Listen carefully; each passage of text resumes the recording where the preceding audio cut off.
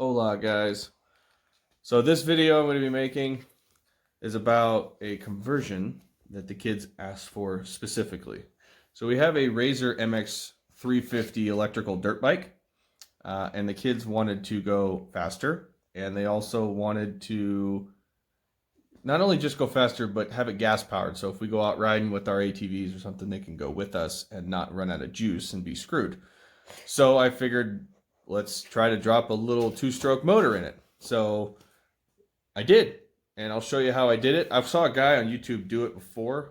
I see if I can drop that in the link below for his YouTube video on his conversion, but he doesn't really describe exactly how he did it, what it looks like real detailed, or the steps he took. So I'll give you my version. You don't have to do my version. It's just a way to help you out, or kind of tweak it the way you want to, as usually mechanics do. But let me show you that, and then we'll get to it. Okay, so this is it. This is a Razor MX350. Well, it was. Now it's more like the Razor 49cc two-stroke, and it probably goes 20-21 miles an hour, maybe a little faster. My daughter's 9 and she rides it. My son's only 4, so I'm not putting him on this thing yet. Because my daughter has the little scooter over there, the Razor. It's like the Betty Bella thing. It's only 24 volt, which is what this was. But like I said earlier, they want to go faster, so that's what I'm going to do. So I kind of repainted it real quick until they keep dropping it. Now the paint fades off. It does not have any brakes yet. I was probably going to put some discs in the front, but the big thing is if it doesn't run, then who cares about brakes? So this right here is one thing the one guy on YouTube didn't have, which was a kill switch. I needed to put a kill switch in. So they attach it to their clothes, they fall, they pull it, it automatically kills the spark, and the dirt bike shuts off. Down here, the sprocket, yes, it has to be backwards, because if you take the tire and you rotate it 180 degrees, the sprocket will freeze spin. So like if you were backing up on the other one, and it'll free spin and it won't go anywhere. The sprocket will spin, but the tire won't. So you have to lock it in place to where it's locked with the tire. 2 ways to do it. You can weld the edges around. JB Weld does not work. Or you can do what I did, because I don't have a welder yet, is I took a big heavy duty thing of wire and wrapped it right around here, in through the sprocket, through the spokes, out the other side, which locks the tire into place. This is obviously not long term, but it is, one of those test and tune kind of things to where you can see if it works.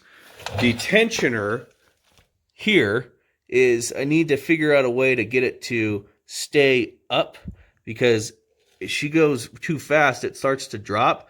Chain gets loose, comes off the sprocket.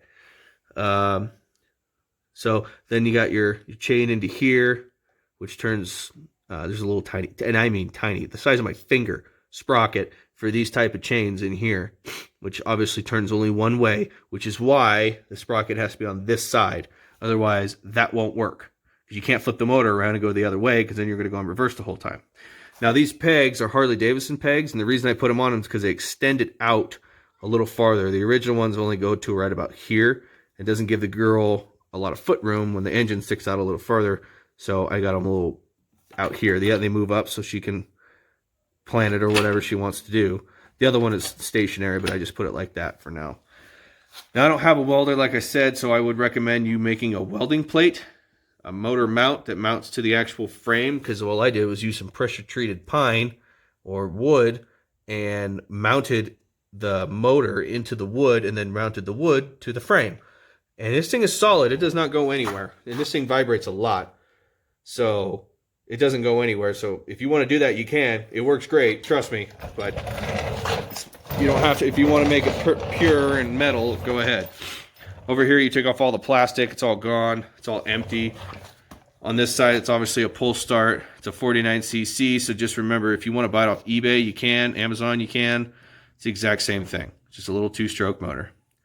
The carburetor is okay. You can upgrade for like 15 bucks. They're on Amazon. It's like a racing carburetor. Just makes it run a little faster. Maybe when they get older, I'll do that, but for right now, no. it works pretty good. The Pepcock doesn't let the most amount of fuel in there, so sometimes it can just shut off because the bolt empties out quicker than you hit the gas. And there is a Pepcock Fuel Mod. You just take it off and you drill right on through the Pepcock, and then this actually just doesn't mean anything anymore because the fuel goes straight in from your tank into the bowl and fills it up as quickly as possible. You can overflow your bowl, though, if you don't hit the gas too many times. So it's hit or miss, whatever you guys want to do. You can check those out on YouTube also. And then the drum brake originally was right there. Now it's gone because I just took it off just so I can get the actual wheel to be mounted onto the frame evenly. And you can see the wire right there going through.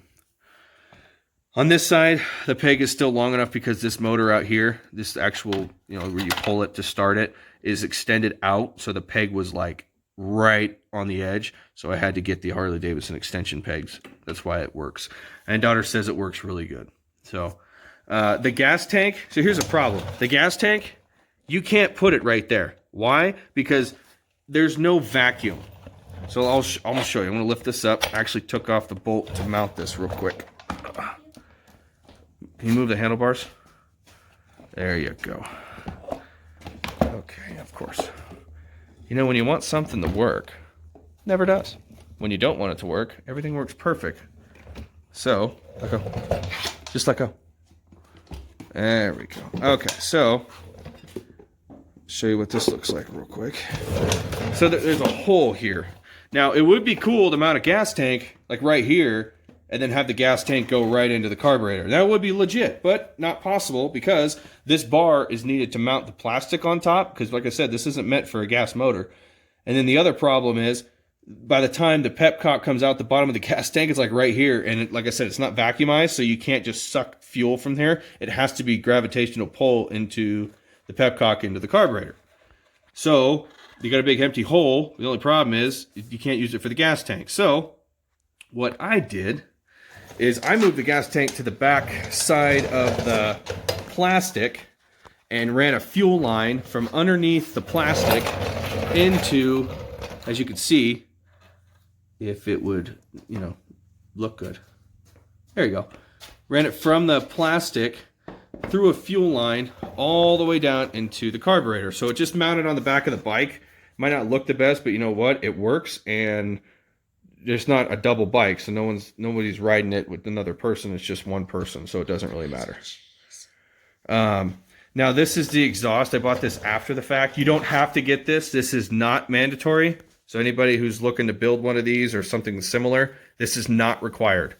This is just something I wanted to make it a little bit quieter because I live in a neighborhood, and if she goes ripping down there with an open exhaust, someone's going to complain because there's a lot of old people. But it does make noise. It sounds like a pit bike. It's just not as loud. Now, this isn't designed for this frame, obviously. This is actually designed for a regular pocket bike, which is those little ones that look like a crotch rocket. This isn't, that's what the exhaust was meant for, so I had to kind of, I guess you could call it jerry-rig it a little bit. So it is attached normal, like this. There's nothing different about this one. And then it goes up. I had to cut this bar here. I took an angle grinder, cut this off so it sat below, and then it runs all the way up and out the back. To hold it down so it doesn't go up, I used just a clamp and clamped it down to the frame of the bike right there. So that way it's nice and solid. I mean, this thing is not going anywhere. Now this is heat wrap, and you have to have some heat wrap, otherwise that's going to happen. I didn't realize that until my daughter took it down the road and she said it smelled like burnt plastic and it looked like nacho cheese. Well, that would be because the nice foam and plastic was starting to melt. So I took some heat wrap from one of my old cars for the exhaust manifold that I used to use, and I wrapped the actual extension for the exhaust right here, and it worked out great. And it keeps all the heat in and out of the outside. So it does run. It runs really good. But the only thing I'm having a problem with is this damn chain, because the chain it came with the motor, like it came with a package, but I feel like I need to put on some type of, if you guys ever had like a go-kart or something, there's a torque converter, so it runs the chain to here, and then there's another sprocket which turns the wheel. Instead of running just straight sprocket to sprocket like this, the chain jiggles way too much when she gets going. So I got to figure out a way to either keep it nice and tight or to figure out a different way to run the chain. But like I said, it runs, it sounds good, everything fits, it goes damn quick, but it is way more fun than it was electric. Because electric, I mean, it's solid and doesn't make a lot of noise. This, people know you're coming. So let me put this plastic back on it. You got it? Okay, so the kill switch, like I said, if you pull it, it kills it. I ran the kill switch underneath through here, as you can see. And then what you do is you splice into, there's a plug. See that green wire? That's the ground wire. That ground wire comes from the kill switch and runs right to the motor right there, and I grounded it. Now the other part of the wire for your actual kill switch gets grounded to the wire here. Now see that little plug right there? It's like clear plug. That actually is just open wire now because I spliced into it, and that red wire runs all the way up to the plug for the kill switch. So it sends out a signal and it goes to the kill switch until you pull that plug, then it continues the circuit into the green wire, which kills the bike, kills the spark. That's how that works. And it works great because a lot of times otherwise you have to like close the butterfly valve on there for the choke and all that good stuff, which sucks. Or ground the wire to the engine as you do it. Doesn't feel good because I did it once and I shocked myself. So I'll start it here in just a second. The throttle cable, a lot of people like running on the outside. That guy that's on YouTube who actually gave me this idea, the throttle cable ran straight from here right down to the carburetor. I wanted to run it kind of more of a clean style, so underneath, and it ran right into the top of the carburetor on that side over there. So let me fire this thing up. Ugh. You got it? So,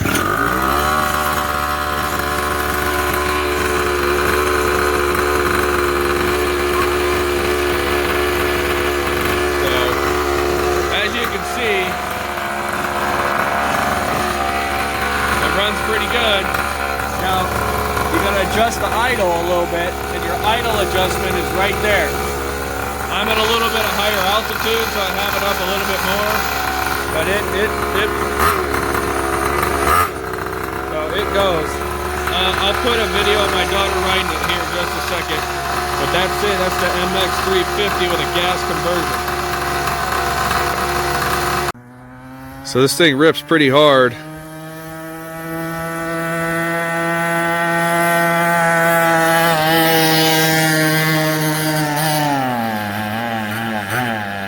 She loves it.